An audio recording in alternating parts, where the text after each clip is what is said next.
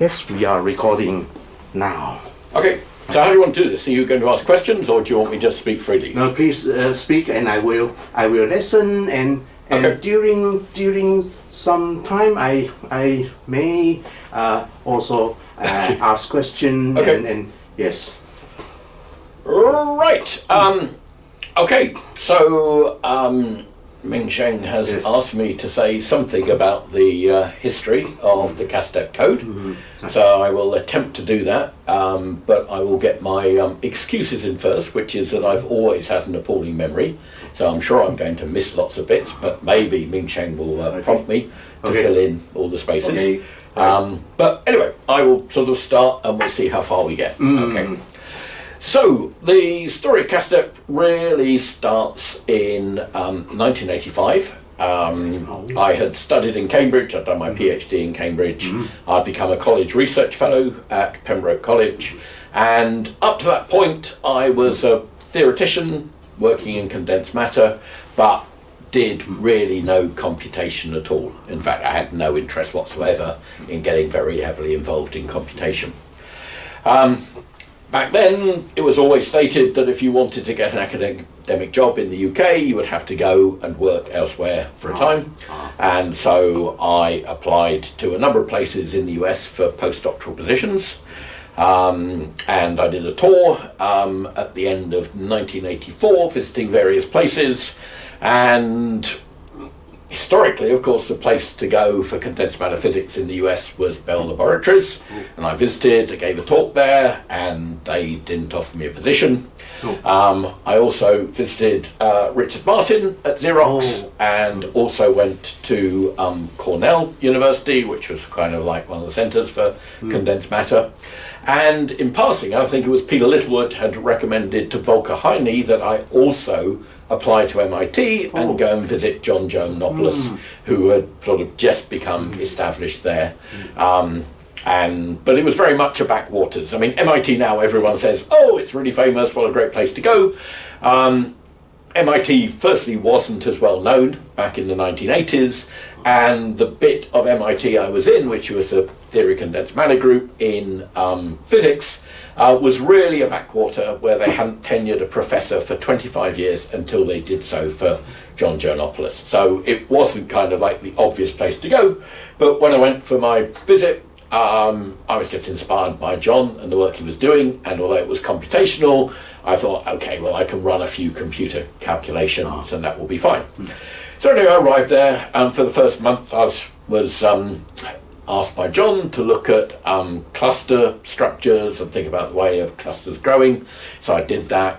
And then it was after about a couple of months I'd been there, John called a group meeting, and he explained that he had been at IBM consulting, as all American physics professors do, and bumped into Roberto Carr, who told him about the Carr-Parrinello method. And as all professors do, then he immediately thought, right, okay, what an opportunity. He flew back to Boston and immediately flew up to Corning. And he had another day's consultancy telling the people at Corning Glass about this methodology, and then came back and called a group meeting.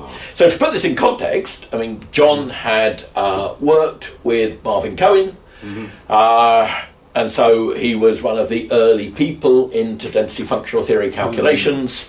He'd set up and was building a group at MIT doing it.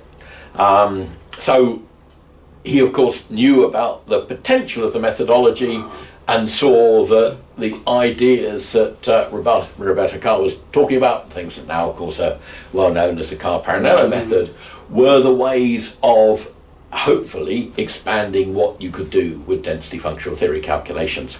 I mean, when I'm trying to describe this time to people, you know, who either didn't experience it or were outside the field, I would say that in the early 1980s, you know, density functional theory was proven to do useful things, and basically you could do whatever you liked as long as it was 2 atoms of silicon. I mean, there was a slight exaggeration. You know, John's group were crawling up to 8 atoms, but it was certainly true that there was only a sort of small part of the periodic table that you could do at least a pseudo-potential based calculations on. And so you had this amazing predictive methodology, but very, very limited what it could do. John immediately saw that the car parallel ideas were potentially ways of moving to larger systems, right? And again, to just put this in context, lots of people had been playing with various of these ideas. They've been brought into some of the codes beforehand.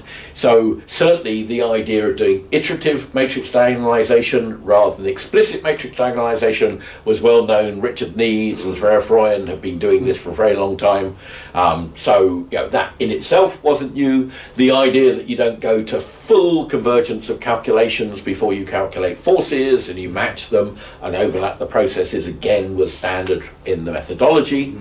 And bringing in the idea of Fourier transforms, so using real and reciprocal space.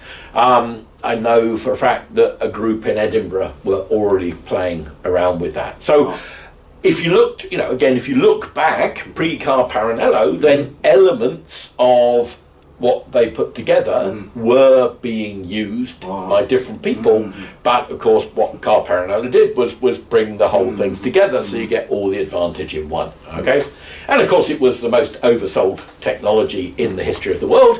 Their first paper claimed that they did a global minimization, which they didn't. I mean, they relaxed the unit cell parameter for a fixed unit cell of silicon, cubic unit cell, and they just basically did a steepest descent. You didn't need any dynamics in it at all. So they were clearly claiming more than the technology actually could do, but they were bringing things together. So John called this group meeting. I remember not being very interested, sitting at the back of the room with all of his students, and then at the end of the meeting I just heard John say, "And you're going to be implementing it." And I thought, I wonder which of John's students are going to be implementing it. And I, at that point, paid a little bit more attention and realised actually that John was pointing at me.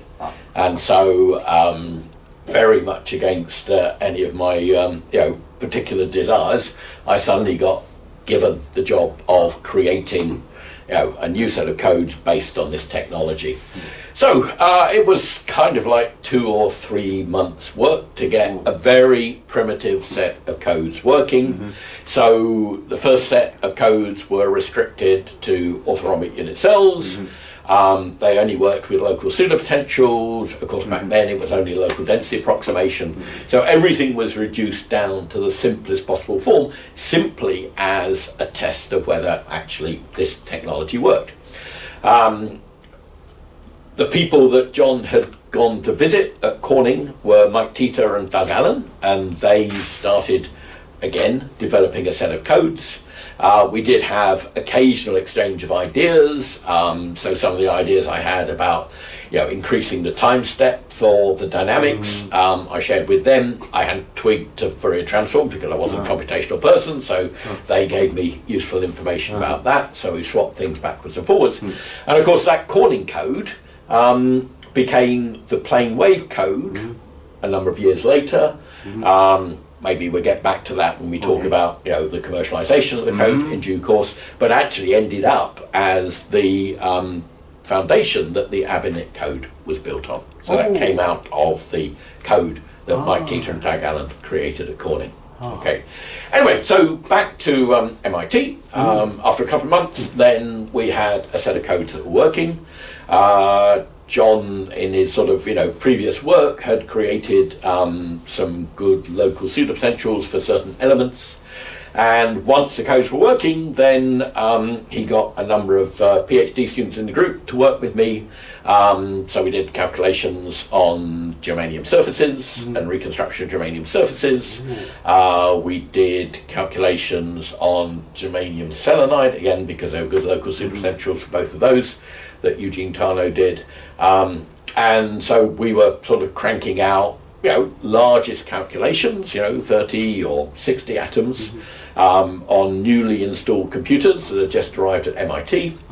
And really, I think we were the first group to come out with scientific publications, which appeared in 1987. both the grain boundary work and the surfaces work. The ground boundary work actually started later on when I was at MIT, when I encountered Paul Bristow. So we started that work as well. And then Mark Needles had done the, I think, germanium surface reconstruction. So looking at the dimerization on the 100 surface, so rather similar to the silicon 100 surface. So it was suddenly a range of different science that was being done with those codes. And in fact, many years later, Michele Parinello did say that it was very helpful to them because they didn't actually publish a scientific paper till significantly after sort of early 1987 when our papers came out, that there was this sort of degree of the community not believing that the methodology actually could work and be used for things.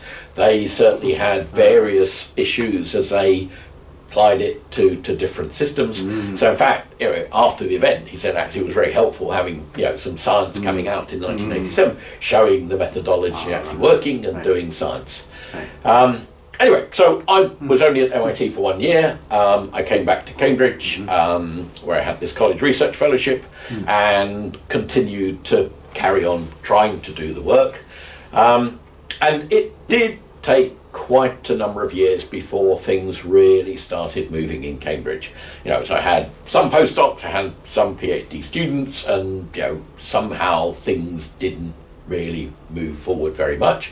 We carried on doing some calculations. I did calculations on the 3x3 Takayanagi reconstruction of germanium again because of the local pseudopotential. 3x3, not silicon silver.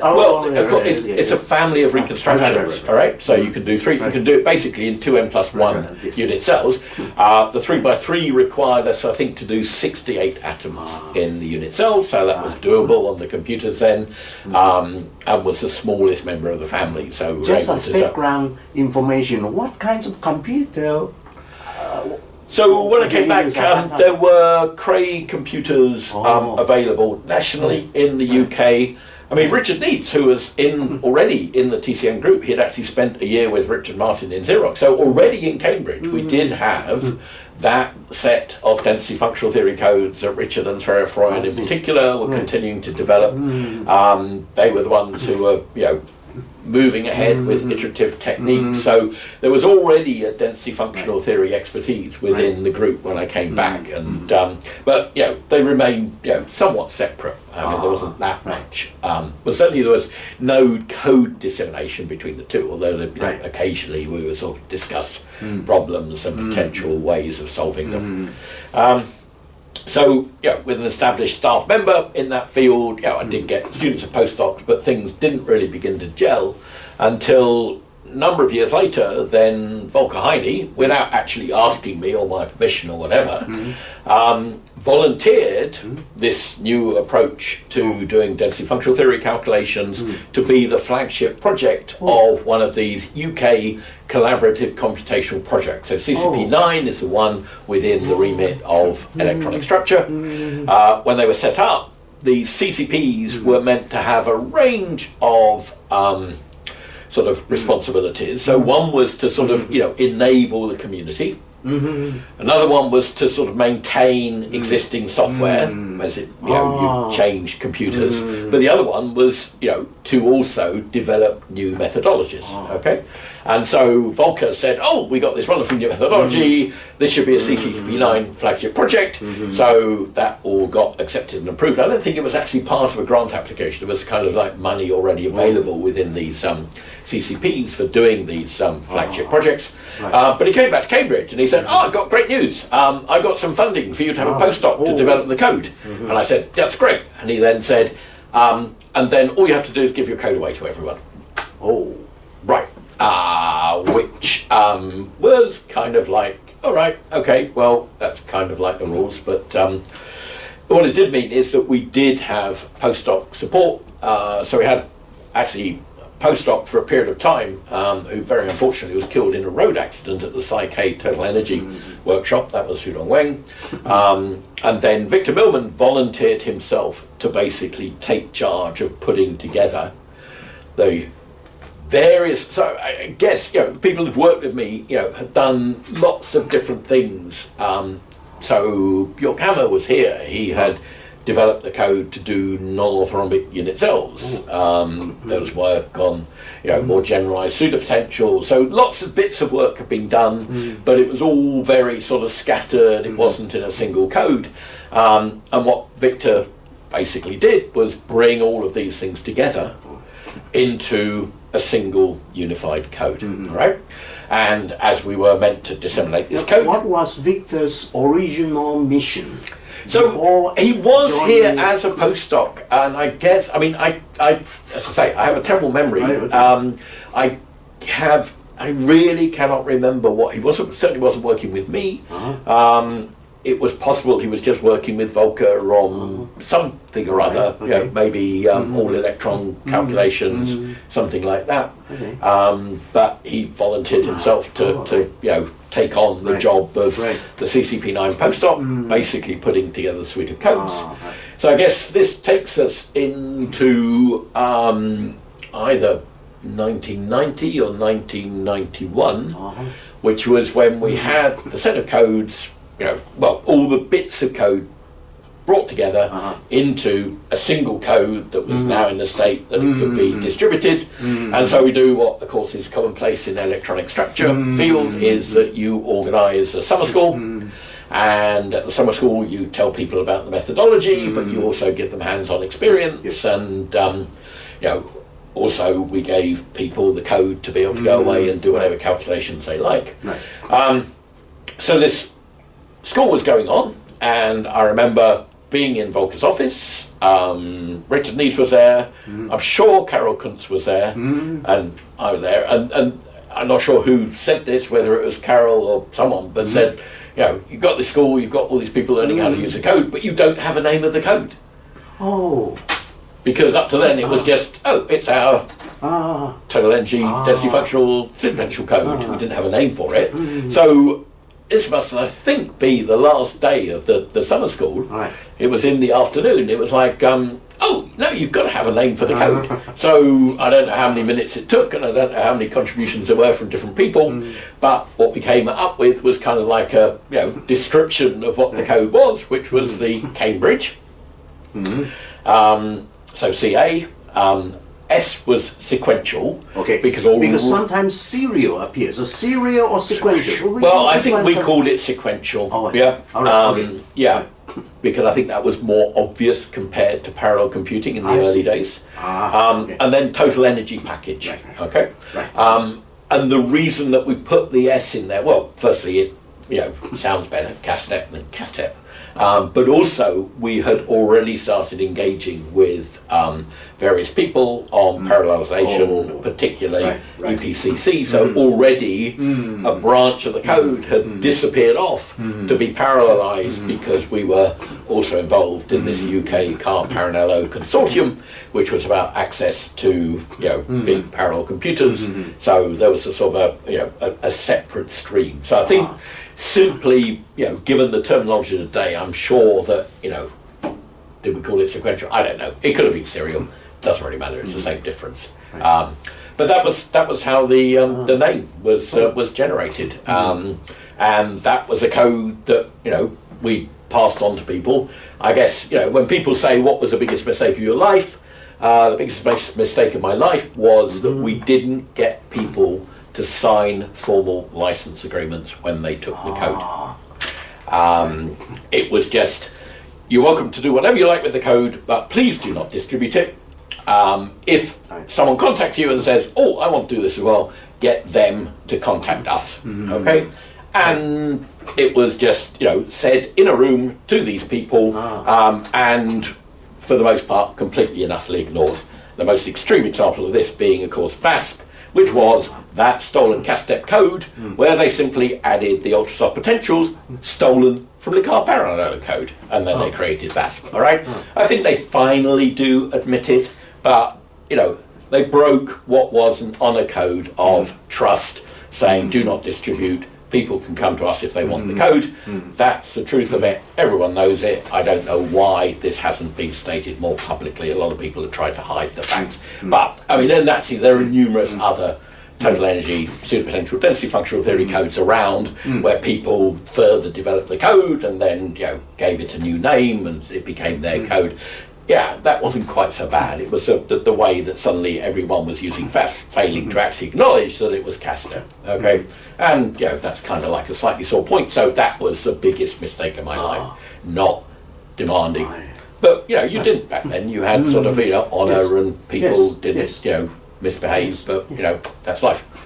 Anyway, so we had Castor. We also had the parallel version. It was the early days of parallel computing, and I guess when you look at the development of the field, it was the enabler of parallel computing that really precipitated this to people's attention. Because particularly when you went away from just local pseudopotentials to non-local pseudopotentials and more complicated systems, and there was always going to be a limitation to what you could do on serial or sequential machines. It was the parallel machines that allowed us to do a whole range of absolute world first applications, showing just how much you could do with the technology. Okay, so having done the germanium 3x3 Tachyanagi reconstruction, because that was only 68 atoms with a local pseudopotential, then that was all very doable on big Cray machines. On the parallel machines, we're able to do the Tachyanagi 7x7 reconstruction on silicon, so needing non-local superpotentials. That was a calculation that required 400 atoms in the unit cell, and of course the surface. Interestingly, MIT, John's group, had also developed a parallel code. They worked with, what was the Thinking Machines. So they worked with Thinking Machines Corporation, got their codes onto Thinking Machines, and what's the first thing you do if you can do hundreds of atoms and you're a physicist, is you do the Tachyanagi 7x7 reconstruction. So in fact we've both done calculations on that system. In the same journal, back to back? Well, of course that was by agreement. That was by agreement that we would submit simultaneously. Because we were still friends. I mean, I was still interacting with the MIT group, still talking to people. So there's no way that when it was clear that this was the calculation that everyone was going to do. They were the only people on parallel machines in the States as well. So we just had a gentleman's agreement that we would submit simultaneously, and that's the reason the papers were published. This is readers nowadays. Young people look at the articles. Oh, how competitive it was! How can these two big group, world famous group, and the same issue? Well, because we weren't going to basically kick each other in the teeth, all right? Because we didn't behave like that, all right? Had it been other groups, then maybe that wouldn't have been the case. So there is a very interesting aside. I said that initially when John Gerontopoulos asked me to start setting up the codes, it was really to see what is the potential of this methodology. So at the time, I mean, John travelled extensively around the US, visiting places and so on. One of the interesting things, and it's never ever been fully explained, is that basically, I mean, every condensed matter group in the US, including at Bell Labs, obviously tried out the Carl Peronello ideas, because it was, this would allow you to do all sorts of calculations. And everywhere he went, people said, oh, we tried it and it didn't work.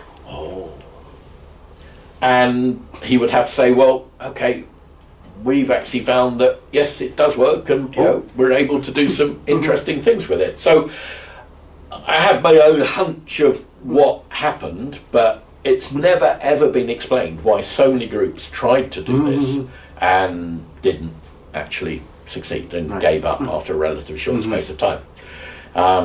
But clearly, as more and more things were done. I mean, so as said earlier on, that my joke is pre-1985.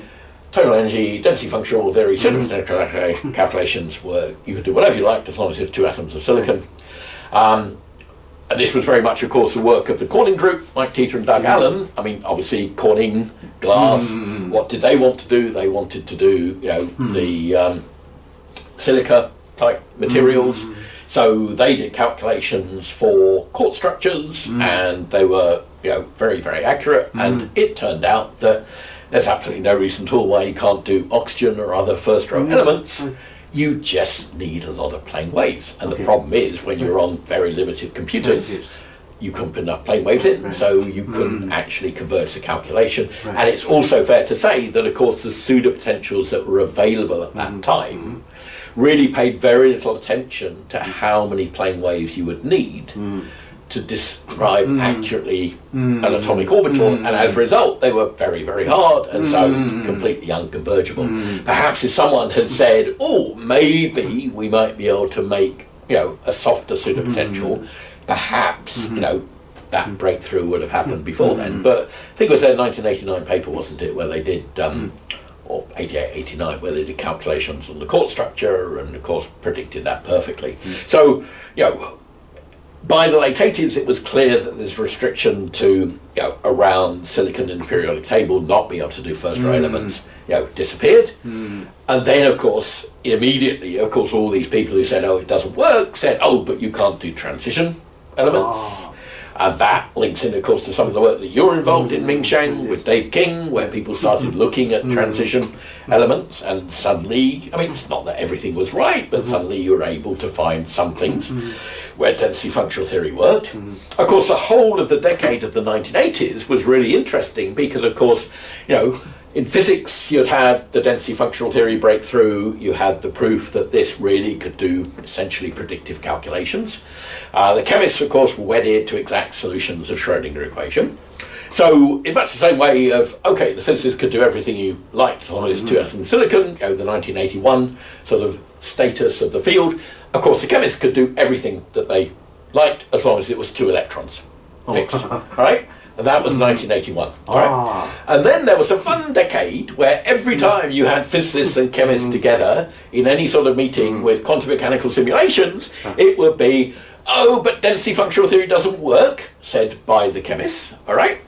And then the physicists were saying, well, maybe it doesn't, but, you can't converge your calculations. And so we just basically sniped at each other for an entire decade. I think my most amusing example of that was I was in lunch in college one day, soon after I came back from MIT, and a chemist said to me, oh, what have you been doing for the last year? So I said, well, I've been working on density functional theory calculations. And his only comment was, density functional theory, that doesn't work. 4 weeks later... Okay, very rude. No, 4 weeks later, he then came up to me and said, what is density functional theory? All right? So I knew it didn't work, but they never knew what it was. Okay? All right? Right, so what's the end to this particular story? Well, one of the things that we did, yes, with the parallel code, now of course you could do it with this conventional serial code, was that we did the simulations of the dissociation of chlorine on a silicon surface. Okay? So that was with the Kiel group, so Sandro De Vita and Mike Gillen, my postdoc here, who was working on the parallel code. Ivan Stick? Ivan Stick, yes, and me.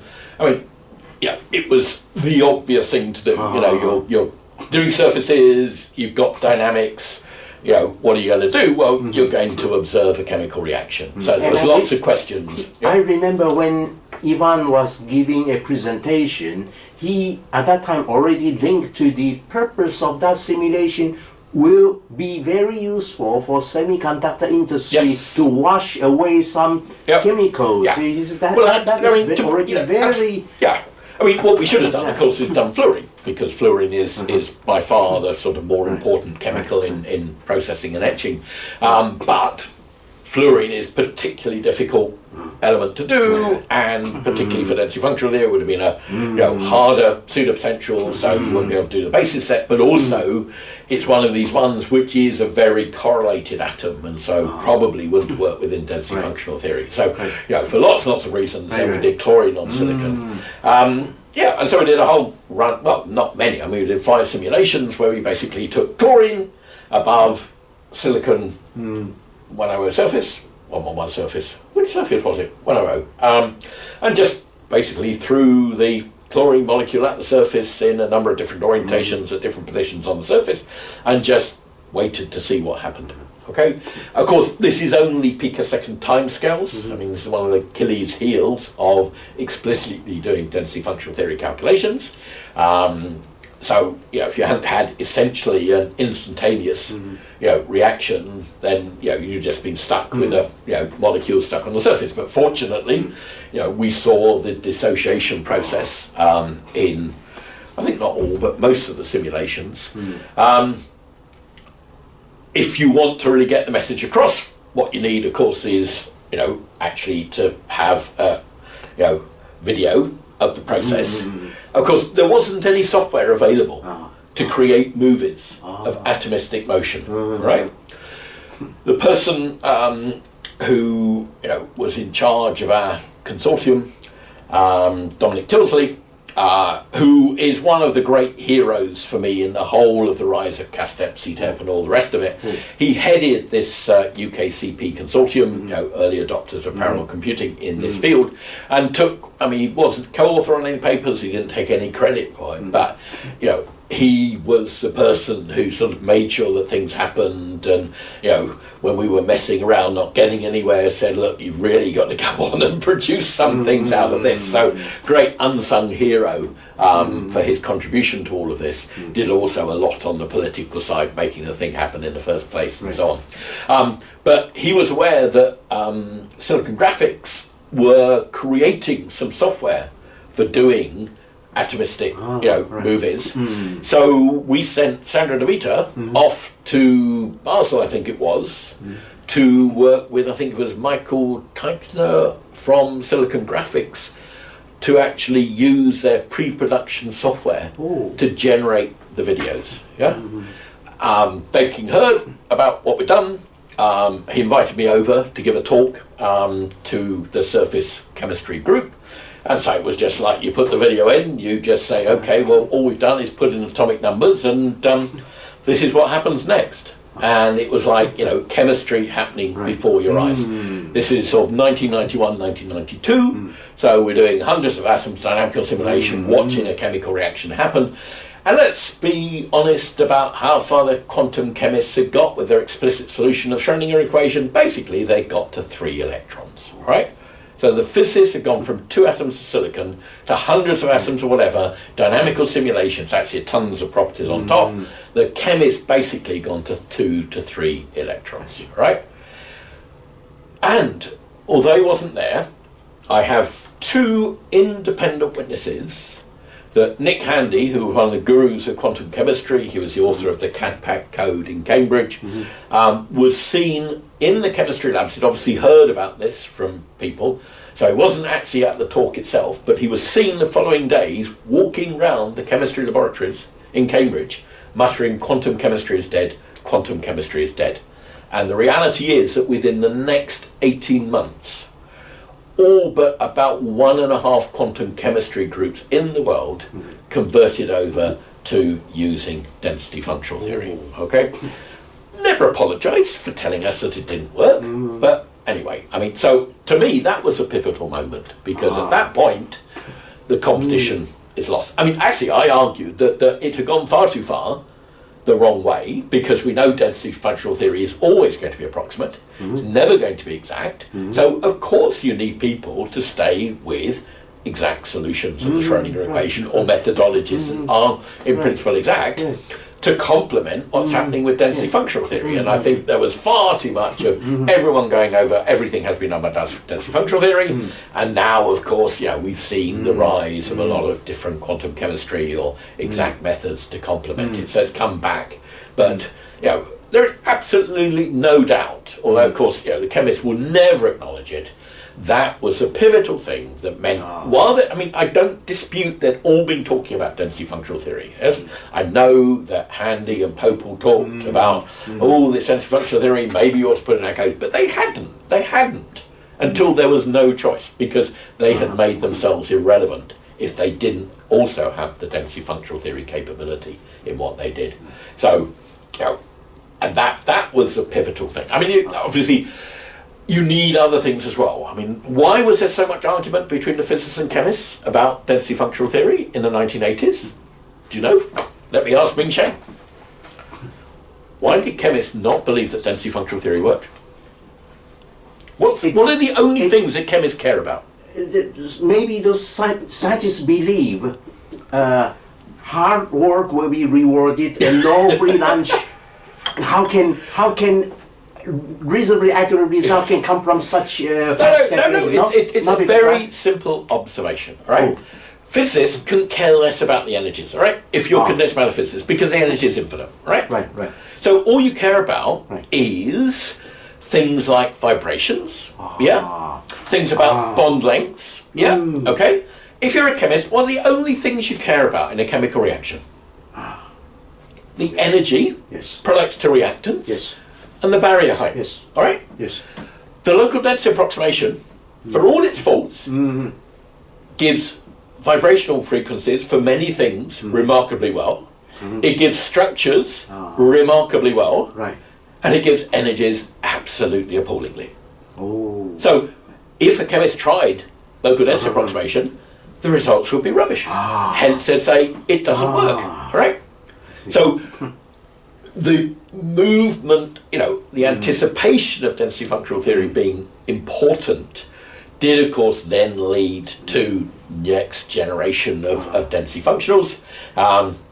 Many of which were worse than the local density approximation, but eventually they kind of sort of half sorted themselves out, and they have, sets of functionals that, there is no such thing as exact functional, all right? This is a stupid thing to go after, but you can develop functionals that are transferable that do a much better job on energetics, and they were a necessary condition for chemists taking all of this seriously. But it was very simple. If you just work at local density approximation, the things that physicists want work, the things that chemists want don't work. Is it any surprise there is a difference of opinion between the two communities? Yeah. But then everything evolved on. I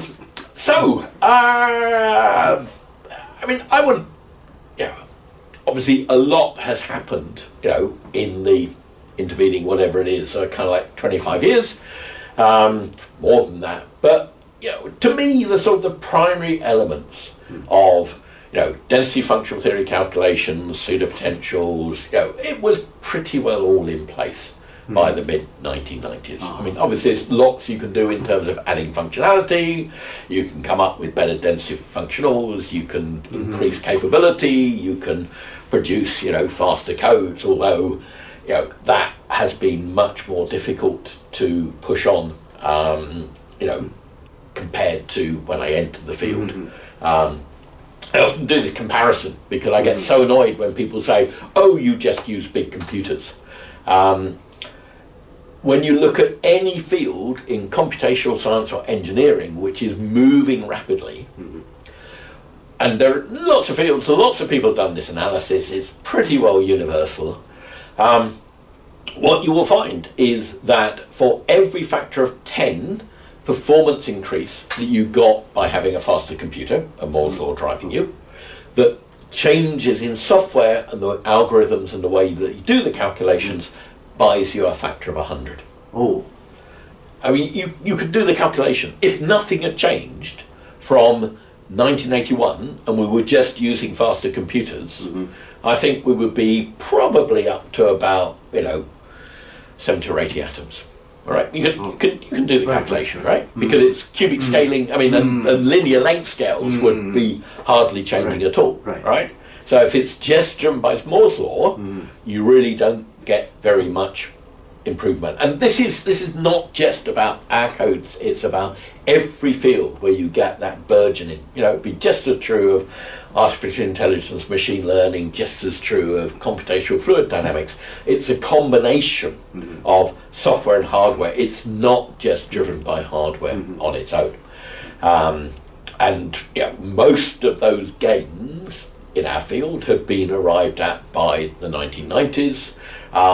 And And as a result, then of course it has been much more limited because the algorithms haven't gone 1 billion times faster in the last 25 years because there wasn't a huge amount of further efficiency gains, algorithm gains within the basic methodology still to get. Should we stop at that point, maybe, and have a break, and then maybe talk about commercialization? Okay, yes. All right? Yes. Okay. Yes. Okay. I hope that's what you wanted. Yes. Good. Yes, exactly. Very good. It's so many insider story.